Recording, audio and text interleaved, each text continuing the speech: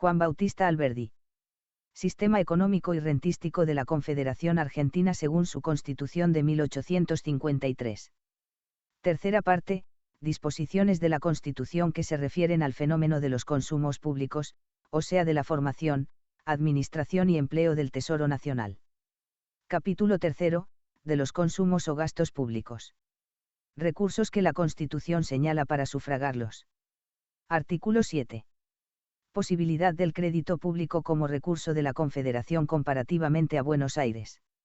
Veamos ahora si el crédito público, designado por el artículo 4 de la Constitución como uno de los recursos del Tesoro Nacional, puede ser un recurso practicable y posible en la condición con que se han constituido las provincias de la Confederación.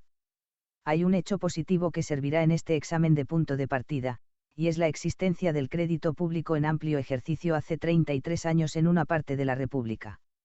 Si el crédito ha podido existir en la provincia de Buenos Aires, organizada sin la República desde 1821, porque la República organizada sin Buenos Aires no lo podría tener, mientras dure la escisión doméstica hecha necesaria por la fuerza de las cosas. Esto nos hará usar de comparaciones para resolver la cuestión. La Confederación tiene hoy doble número de habitantes que tenía la República entera con Buenos Aires en 1821, en que dio principio la creación del crédito público local de esa provincia. Hemos visto que la Confederación sin Buenos Aires tiene hoy más de 1 millón de habitantes. Allí mismo se publican libros que contienen este dato. El señor Núñez, en su obra sobre el Río de la Plata, da en 1825 a la República toda, 500.000 de habitantes, cuya tercera parte formaba la población de la provincia de Buenos Aires. Es decir, que esa provincia dio principio a la formación de su crédito público antes de tener 200.000 habitantes, la quinta parte de la población actual de la Confederación. Donde hay más población hay más pagadores, más responsabilidad, mayor base de crédito. La Confederación tiene hoy las ventajas de situación geográfica, para el comercio exterior, que solo tenía Buenos Aires entonces, y otra que nunca existió, la del libre tráfico interior por agua para todas las banderas. De modo que, en vez de poseer un solo puerto exterior como Buenos Aires en aquel tiempo, la Confederación tiene hoy más de 10 puertos habilitados para el comercio exterior, en ríos navegables por vapores de 600 toneladas. Esta ventaja pone en manos de la Confederación la de poder tener rentas aduaneras capaces de atender a los compromisos de una deuda pública. La Confederación tiene hoy garantías de orden y de estabilidad, de que carecía Buenos Aires cuando empezó a ejercer su crédito público con tanto éxito. Una es la Constitución Federal que ha puesto en paz los intereses de provincia con el de la nación, y cambiado fundamentalmente la geografía política del territorio argentino, haciéndole accesible al extranjero por toda la extensión de sus costas fluviales. Otra de sus garantías de orden, capaces de sustentar el crédito público de la Confederación, reside en sus tratados de libre navegación interior, celebrados en julio de 1853 con Francia, Inglaterra y Estados Unidos por término indefinido. Buenos Aires no tenía en 1821 ni el tratado con Inglaterra, que se celebró recién en febrero de 1825. Buenos Aires había emitido 10 millones de fondos públicos, al mínimo de 60%, aún antes que la independencia argentina hubiese sido reconocida por nación alguna de la Europa. La Confederación tiene hoy la posesión de sus rentas de aduana, que debe al nuevo orden de cosas garantizado por la Constitución Federal de 1853, y por los tratados extranjeros fundados en el nuevo derecho público argentino en materia de navegación y comercio. Esas rentas son otros tantos medios de amortización y de la satisfacción de los intereses de capitales tomados a crédito, y son precisamente una parte de las rentas que Buenos Aires comprendió en las garantías de su crédito público provincial por sus leyes de 30 de octubre y 19 de noviembre de 1821. La Tesorería de la Aduana de Buenos Aires, decía el capítulo 5 de la primera de esas leyes, queda sujeta en toda la extensión de su haber, sin designación de ramo, ni exclusión de alguno, y con preferencia a todo otro destino ordinario y extraordinario, a enterar en la caja de amortización la suma anual de 300.000 pesos, por el orden que prescribe el artículo 9, capítulo 3. Por la misma ley, la caja de amortización tenía por objeto satisfacer las rentas libradas a la circulación, como fondos públicos de la provincia de Buenos Aires. Si las demás provincias contribuían con su parte de renta de aduana a satisfacer la deuda local de Buenos Aires, porque no podrían aplicar hoy día esa misma renta al servicio de su deuda o crédito público federal. Porque es de notar que, bajo el sistema de aislamiento de las provincias, una parte de sus rentas públicas distraídas en la provincia de su recaudación, contribuía a satisfacer los intereses y a amortizar el capital de la deuda local de Buenos Aires de la manera siguiente. La ley de 30 de octubre de 1821, que creó el sistema de crédito público y caja de amortización de esa provincia, dispuso lo siguiente por su artículo 29: todos los capitales y réditos asentados en el libro de fondos y rentas públicas son garantizados por todas las rentas directas e indirectas que posee en el día la provincia de Buenos Aires y poseyere en adelante, por todos sus créditos activos y por todas las propiedades muebles e inmuebles de la provincia, bajo especial hipoteca y con todos los derechos de preferencia en la totalidad de sus capitales y réditos.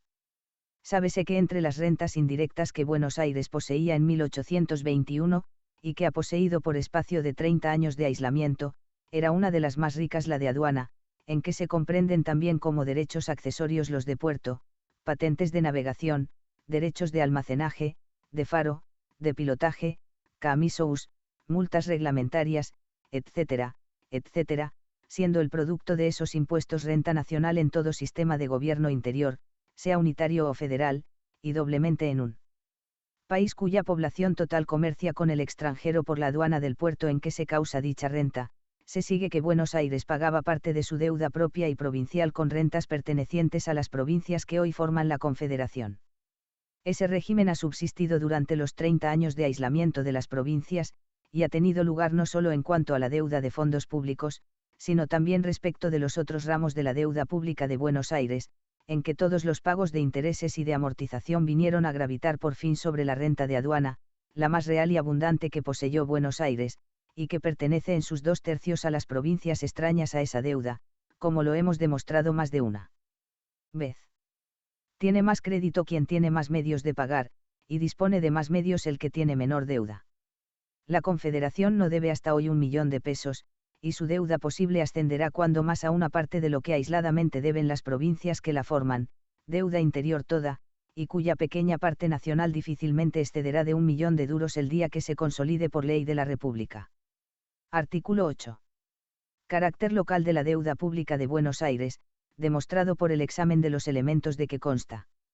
La Confederación no tiene parte en la deuda de Buenos Aires, que algunas veces suena como Argentina para los que ignoran su origen, administración y destinos, en el periodo de aislamiento y desgobierno interior en que ha tenido nacimiento y desarrollo.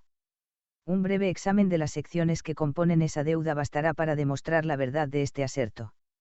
La deuda pública de Buenos Aires se compone de las siguientes deudas: primero, fondos públicos al 4 y 6%, segundo, empréstito inglés, tercero, papel moneda, cuarto, deuda particular exigible, quinto, billetes de tesorería, y sexto, deuda clasificada. La deuda de los fondos públicos, que se ha emitido hasta la cantidad de 54 millones, empezó con el aislamiento de Buenos Aires desde 1821, porque desde aquella época data el aislamiento de esa provincia, renovado en su reciente constitución.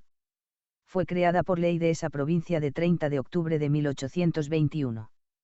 Esa ley creó el sistema de crédito y de amortización, es su título, conforme al cual se hicieron en lo sucesivo todas las emisiones de fondos públicos. Siempre se emitieron con la misma garantía de bienes y rentas que en parte eran de la nación, y por muchos años se hizo la amortización con los mismos. La misma ley de su creación dio a esa deuda el nombre de deuda de la provincia, como lo es hasta hoy, y por tal la tiene su propio gobierno. Todo asiento en el libro de fondos y rentas públicas, dice dicha ley, será expresado en la forma siguiente: la Junta de Representantes de la provincia reconoce el capital de X por fondos públicos. Y aunque se pretenda que en su origen se emitiesen los 3 millones del 6% para el pago de débitos contraídos durante la Guerra de la Independencia, en cuya parte pudiera estar comprometida toda la República, también aparece de la misma ley, que a la renta de aduanas nacionales y otros impuestos indirectos anexos a ella, los bienes, propiedades y tierras públicas o nacionales, situados en la provincia de Buenos Aires, de cuyo dominio son partícipes las provincias fueron y son parte integrante del Estado argentino. También aparece de la misma ley, repito, que esas rentas y bienes de que son partícipes las provincias fueron aplicados por largos años al pago de las rentas y amortización de los capitales de esa deuda de fondos públicos.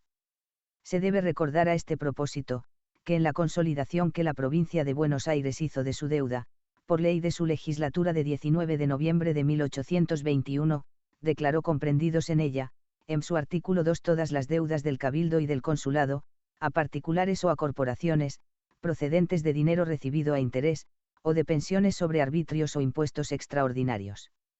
Así la República contribuía con su parte de bienes nacionales y de rentas de aduana, percibidas en Buenos Aires, a satisfacer una porción de esa deuda originada hasta en los compromisos municipales de aquella ciudad.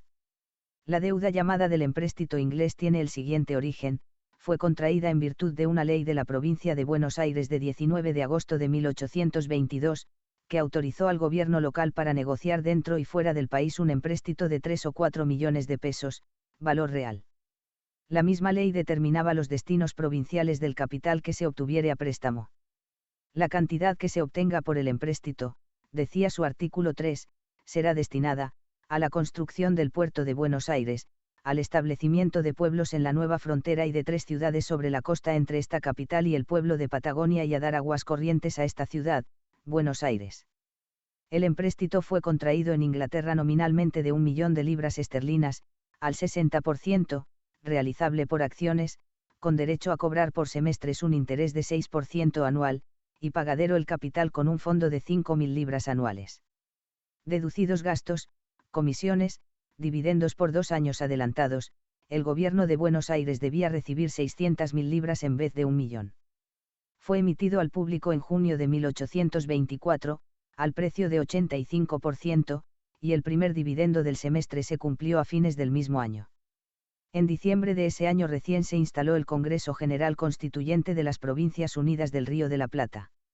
Se ve que antes que la República tuviese una representación común legislativa, ya el empréstito inglés estaba contraído y puesto en ejercicio por la provincia de Buenos Aires. Todavía en presencia del Congreso expedía el gobernador de Buenos Aires el decreto de 11 de abril de 1825, creando una comisión para la dirección y manejo de los fondos del empréstito levantado en Londres por la provincia. Eran sus palabras. ¿Qué circunstancia dio lugar a que se pretenda partícipe a la nación de esa deuda provincial de origen? La inversión que vino a darse al capital obtenido, se ha contestado. En lugar de contraerse a los objetos provinciales designados en la ley de 19 de agosto de 1822, se destinó a los gastos de la Guerra del Brasil, ocurrida poco después.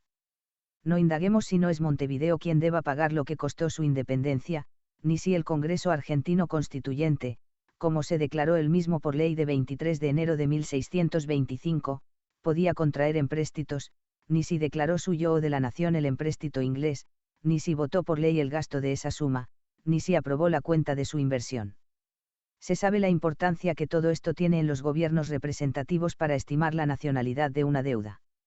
Fijémonos solamente en que, si la nación se hizo responsable de esa suma, solo pudo ser para con la provincia de Buenos Aires, en cuyas arcas estaba ya como tesoro suyo, no para con los prestamistas ingleses, con quienes no trató directamente, pues ya no había sobre qué tratar.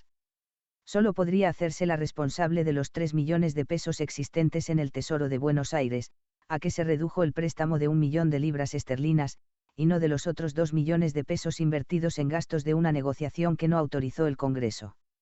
Se pretende que la ley por cuyo medio nacionalizó el Congreso la deuda que Buenos Aires contrajo en Londres, es la de 28 de enero de 1826, que autorizó al Poder Ejecutivo para establecer un Banco Nacional, cuyo capital de 10 millones debía integrarse, entre otros valores, por los 3 millones que están en administración resultantes del empréstito realizado por la provincia de Buenos Aires.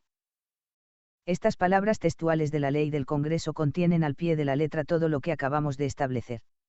No sé si el banco llegó a recibir 5 millones para entero de su capital, pero es indudable que no recibió más de esa suma. En ella fue comprendido 1 millón de pesos, capital del Banco de Descuentos perteneciente a particulares, obligado por ley del Congreso a formar parte del Banco Nacional contra la voluntad de sus propietarios. Lo demás debía enterarse por suscripción levantada entre particulares en acciones de 200 pesos. En 1827, habían desaparecido ya el Congreso y el presidente de la República, y restituida la provincia de Buenos Aires a su aislamiento anterior, la deuda del Banco Nacional solo ascendía a 10.200.000 pesos papel moneda, según los resultados del balance tomado el 1 de septiembre de 1827. Importa no olvidar este antecedente, para estudiar la parte de responsabilidad que la República pudiera tener en la deuda pública de Buenos Aires, con ocasión de la Ley del Congreso de enero de 1826, que autorizó la creación del Banco Nacional con los 3 millones de la provincia de Buenos Aires procedentes del empréstito inglés. En 1828, la provincia de Buenos Aires volvió a hacer suya la deuda del banco, convirtiendo en Banco de Provincia lo que había sido Banco Nacional. He aquí la ley que eso dispuso el 16 de enero de 1828, la legislatura de la provincia declara que está dentro de la esfera de sus atribuciones la plena facultad de reformar, según lo exija el interés público, las leyes y estatutos que actualmente rigen el banco denominado nacional. La legislatura procederá desde luego a dictar las leyes que crea convenientes para la reforma del banco en el sentido que expresa en el artículo anterior. Desde ese momento cesó la responsabilidad de la nación en las operaciones ulteriores del banco, que quedó de hecho en manos del gobierno local de Buenos Aires. El primer uso que la legislatura provincial hizo del poder que se arrogó para reformar el Banco Nacional, fue relevarle por término indefinido de la obligación de cambiar sus notas por metálico. Ley de 14 de agosto de 1828. Recién a los 10 años, el 30 de mayo de 1836, fue disuelto el Banco Nacional por un decreto provincial del Gobierno de Buenos Aires, concebido en estos términos: queda disuelto desde esta fecha el Banco Nacional. Para la administración del papel moneda se establecerá una junta, etc. El Gobierno comprará a los accionistas del extinguido banco la Casa de Moneda, teniendo presentes las debidas consideraciones. La deuda que la provincia contrajo hacia el Banco Nacional por resultado de esa operación, es la conocida bajo la denominación de deuda particular exigible, que asciende a 18 millones de pesos papel moneda, y figura hace muchos años en los presupuestos de gastos del Gobierno de Buenos Aires. Llegamos insensiblemente al examen de la deuda pública de Buenos Aires procedente de la emisión de papel moneda cuyo estado, demostrado oficialmente hasta 31 de marzo de 1852, es el siguiente. Total del papel moneda emitido, 340.484.690. Billetes quemados y perdidos 207.669.484. Billetes en circulación. 132.815.206. Después de la caída de Rosas, en que la publicidad de las emisiones ha sido menos perfecta, de los 80 millones gastados en los 6 meses de sitio de 1853, se asegura que 50 millones fueron emitidos en papel, que hoy vale a razón de 340 pesos por onza de oro. Basta leer un billete para saber, por sus propias palabras, que la deuda en él contenida pertenece exclusivamente a la provincia de Buenos Aires. La provincia de Buenos Aires reconoce este billete por, sigue la cifra. Importa no olvidar que ese billete nada promete, ni obliga cosa alguna a la seguridad de su reconocimiento. En Francia, observa Brossard, los bienes nacionales, al menos nominalmente, estaban afectados a la garantía de los asignados, pero no sucede lo mismo en Buenos Aires, donde el gobierno no se compromete a pagar al contado el monto de sus billetes. Ahora veremos lo que importa esta observación para estimar el sistema con que se amortiza la deuda de Buenos Aires. Si alguna parte cupiera a la Confederación en la deuda pública de Buenos Aires por los antecedentes que acabamos de examinar, se comprende a primera vista que ha sido más que satisfecha con el valor de las rentas de aduana y de los bienes y tierras nacionales, de que Buenos Aires dispuso exclusivamente durante el aislamiento de 30 años, perteneciendo a la República en su mitad cuando menos. No pretendo que la Confederación deba ser egoísta y mezquina en el arreglo de sus derechos con Buenos Aires respecto a la deuda pública. No olvide el lector argentino que discuto aquí este punto con el fin de establecer la verdad de un hecho, que interesa al crédito de la Confederación como fuente de recursos. Estudio aquí los recursos de la Confederación. La necesidad de establecer esta verdad útil para ella, me impone la de entablar otra que puede no serlo para el crédito público de Buenos Aires. Pero en tal caso no seré yo ni mis palabras las que le lastimen, sino la aspereza de la verdad misma. El día que se trate de zanjar esta cuestión, no por los números ni por el derecho estricto, sino por las impresiones del sentimiento nacional, mi corazón no será el más estéril para arbitrar soluciones de esas que pertenecen a las emociones del patriotismo, más bien que a la ciencia de las finanzas.